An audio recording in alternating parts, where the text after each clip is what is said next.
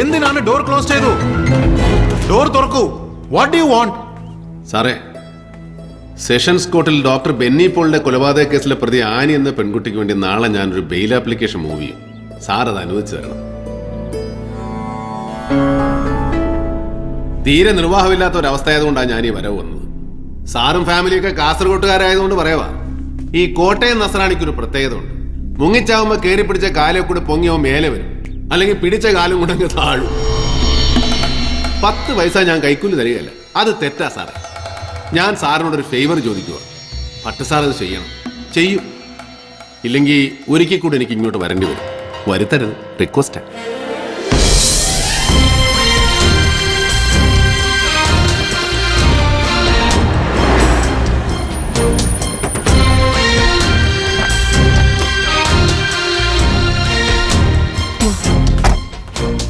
നിന്റെ അമ്മച്ചി കണകുണാന്ന് പറയും. അത് ഞാൻ മാനേജ് ചെയ്യാം. ഇയാള് പോക്കോ. ധൈര്യമായിട്ട് അകത്തോട്ട് ചെല്ല്. നിന്റെ അപ്പച്ചന്റെ വീടാ. നിന്റെ ജീവൻ ആരോ വില പറഞ്ഞിട്ടുണ്ട്. അതുകൊണ്ട് നിന്നെ സേഫ് ആയിട്ടുള്ള സ്ഥലത്ത് താമസിപ്പിച്ചേ പറ്റൂ.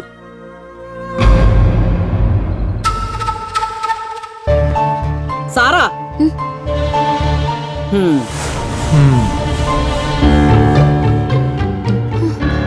മമ്മി, ആനി കുറച്ചുനാൾ ഇവിടെ കാണും എന്ന് നീ അങ്ങ് തീരുമാനിച്ചാ മതിയോ? എന്റെ വീട്ടിൽ ആരെ താമസിപ്പിക്കണമെന്ന് എന്റെ കാലം കഴിയുമ്പോൾ ഞാൻ തന്നെ തീരുമാനിക്കുന്നേ. ഈ പെണ്ണുമ്പിള്ള കൊട്ടേഷൻ കൊടുക്കാൻ ഞാൻ പറഞ്ഞാന്നേ. ഇവൾക്കും കൂടി അവകാശമുള്ള വീടായത്. ഊവേ, അത് ഏത് വകുപ്പിലാന്നാവോ ഞാനറിയാത്ത ഒരു അവകാശം. ഇവൾ എന്റെ പപ്പയുടെ മോളാന്നുള്ള അവകാശം തന്നെ. എല്ലാവർക്കും അറിയാവുന്ന ആ സത്യം മമ്മി മാത്രം അംഗീകരിക്കാതിരിക്കുന്നതുകൊണ്ട് കാര്യമൊന്നുമില്ല. ഞാനാ ഇവളെ വിളിച്ചോണ്ട് വന്നത്. അകത്തോട്ട് കയറ്റില്ലാന്ന് വാശിയാണെങ്കിൽ കൂടെ ഞാനും ഉറങ്ങും. വേണ്ടാടി, നീ ഇവിടെ തന്നെ നിന്നു. നിനക്കിഷ്ടമുള്ള ആരെയെന്ന് വെച്ച് ഇവിടെ പാർപ്പിച്ചോ. ഞാൻ പോയേക്കാം. അത് നന്നാവും. കൊച്ചമണി ആന്റി എവിടെയെങ്കിലും പോയി കുറച്ചു ദിവസം ധ്യാനത്തിൻ്റെ. പിള്ളേർ രണ്ടും കൂടെ ഇവിടെ മനസ്സമാധാനത്തോടെ കഴിയട്ടെ. സാറാ, ഇതുപോലുള്ളവരെ വിളിച്ചോണ്ട് വന്ന് എന്റെ വീടിന്റെ നടയിൽ നിന്ന് എന്നോട് വേണ്ടാതിനം പറയിക്കുന്നത് എനിക്ക് നല്ലതിനല്ല. അമ്മച്ചി, ഞാനൊരു വേണ്ടാതിനവും പറഞ്ഞില്ലേ. നിങ്ങളായിട്ട് പറയിപ്പിക്കായിരുന്നാ മതി. സാറാ, എന്ത് വേണം? ഒരായുസ് മുഴുവൻ ഇവിടെ താമസിപ്പിക്കാൻ എന്റെ വീടല്ല, വീടുകളുണ്ട് കോട്ടേന്റെ പണി. ഡേവിഡ് പോയിക്കോ. ഇവൾ എന്റെ കൂടെ തന്നെ കാണും. ഇനി മമ്മി ഇറക്കി വിടുകയാണെ ഞാൻ വിളിച്ചു പറയാം. 2 സാക്ഷികളെയും കൂട്ടി രജിസ്റ്റർ ഓഫീസിലോട്ട് വരണം. അവിടെ വെച്ച് നമ്മുടെ കെട്ട് നടത്തി നമുക്ക് ഡേവിഡിന്റെ വീട്ടിലേക്ക് പോവാം. അതേറ്റു. സുഖം, വണ്ടി എടുക്കാം. ഓ, അപ്പൊ എല്ലാം പറഞ്ഞ പോലെ.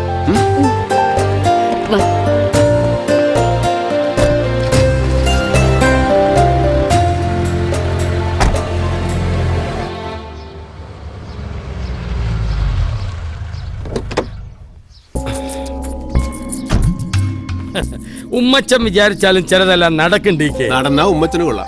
ഞാൻ പറഞ്ഞ ഓർമ്മയുണ്ടല്ലോ, MC പോളിന്റെ മൂത്ത മോൻ. ഞാൻ കൈവരിൽ നിന്ന് വിളിച്ച ചെറുക്കൻ തൊടലും പൊട്ടിച്ചിഞ്ഞ് വരും. വിളിക്കണ്ട, ട്രെയിനർ ഇല്ലാതെ വളർന്ന ഡോബർമാനാ. ഞാനൊരു തുമ്പും കൊണ്ടാ വന്നിരിക്കുന്നത് എന്ന് വെച്ച ഒരു ഇൻഫർമേഷൻ അതി പിടിച്ച് DK കേറിക്കോണം. ഞാൻ പറയണോ? ബെന്നിച്ചന്റെ കൊലപാതകവുമായി ഒരു തടവ് പുള്ളിക്ക് ബന്ധമുണ്ടെന്നൊരു സൂചന. എന്ന് വെച്ചാൽ പൂജപ്പുരയിൽ നിന്നും പരോളിൽ ഇറങ്ങിയ ഒരുത്തൻ തിരിച്ച് ജയിലിൽ കയറുന്നതിന് മുമ്പ് നടത്തിയ ഇടപാടായത്. അവനെ ആരിറക്കി, ആര് പറഞ്ഞിട്ടാ ഇടപെട്ടത് എന്നൊന്നും എനിക്കറിയാൻ മേല. സുഖോ, എന്നാ ചെയ്യാ?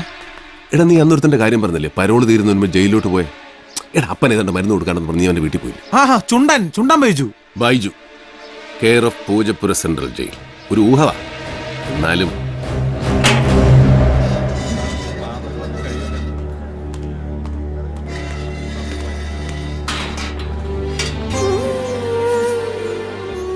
സുഖമാണോടാ?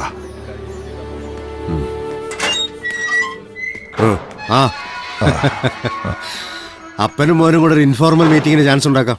രാജീവൻ സാറ്, ഞാൻ പറഞ്ഞായിരുന്നു നിന്നോട്. വരൂ, തുറക്കണു. വാ.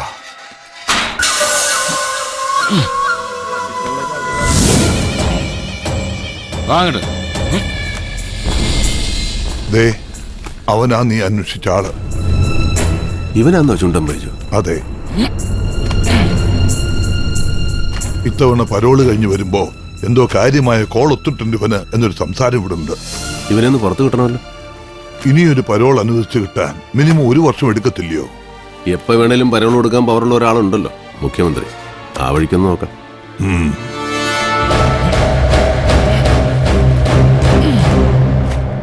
ആഭ്യന്തരം കയ്യിലില്ലാത്ത മുഖ്യമന്ത്രിയാ ഞാനെന്ന് സ്വാമിക്കറിയാലോ. എല്ലാം അറിയാം. ഒരു കാര്യത്തിനും തന്നെ വന്നു കണ്ട് ബുദ്ധിമുട്ടിക്കരുതെന്ന് വിചാരിച്ചിരുന്നു.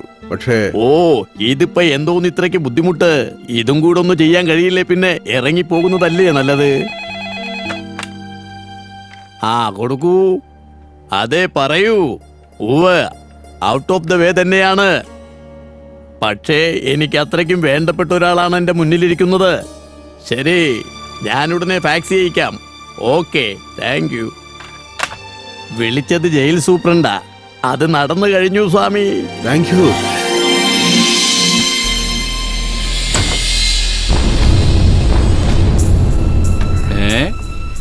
ഒരു പരോള് കഴിഞ്ഞിങ്ങോട്ട് വന്നല്ലേ ഉള്ളൂ. എന്താടോ CM-ന്റെ ഓഫീസിലൊക്കെ വലിയ പിടുത്തല്ലേ? ഓ, എന്നാ പറയാനാ സാറേ, അകത്തോട്ട് കയറാൻ പറയുന്ന പുറത്തോട്ട് ഇറങ്ങാൻ പറയുന്നത് രണ്ടും നിങ്ങൾ തന്നെയല്ലയോ? ചെല്ല് ചെല്ല്.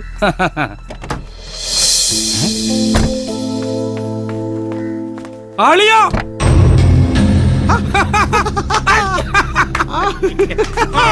അളിയാ, കോട്ടയത്തിനാണെങ്കിൽ കേറിക്കോ. എപ്പ കയറിയെന്ന് ചോദിച്ചാ മതി. വാ. നീ എന്നതാ ഇവിടെ? ഇച്ചായന്റെ അപ്പച്ചന് മരുന്ന് കൊണ്ടുവന്നാ.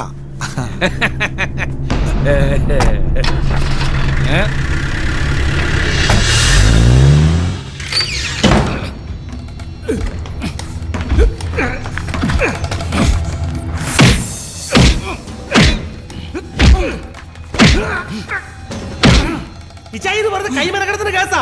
ഒന്ന് വായ തുറന്ന് കരയണ പോലില്ല പുല്ലൻ. ഇവൻ കരയുന്നത് നിനക്ക് കേൾക്കണം.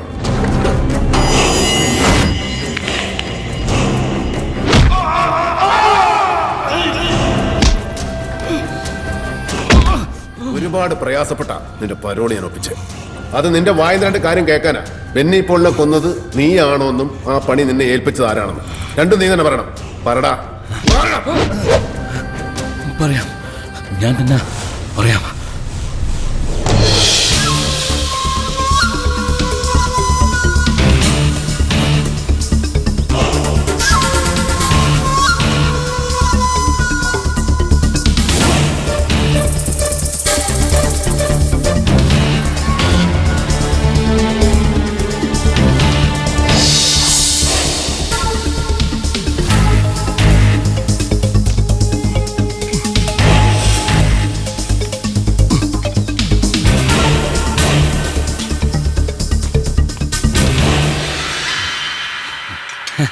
ആരാ? പ്ലംബറാണ് ഏട്ടാ. വിളിച്ചായിരുന്നു.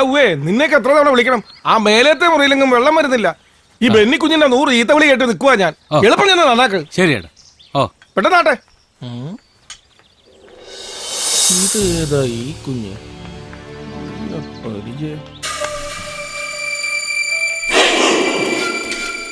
മീഡിയ എന്ന് പറയുമ്പോ അവിടെയും നമുക്ക് ഇൻഫ്ലുവൻസ് ചെയ്യാൻ പറ്റുന്ന ചിലർ കാണുമല്ലോ. അവരെയൊക്കെ ഞാൻ ആദ്യം ഒന്ന് പിടിച്ചായിരുന്നു. പിന്നെ അവര് കൺവിൻസ്ഡ് ആയിട്ട് തന്നെ പോയത്. പറഞ്ഞ പോലെ ഒക്കെ വരികയും ചെയ്യും, TV-യിലും നാളത്തെ പത്രത്തിലും ഒക്കെ. അപ്പൊ കൂടെ ഉണ്ടാവണം ബൈ ഇലക്ഷൻ കഴിയുന്നവരെ. ശരി.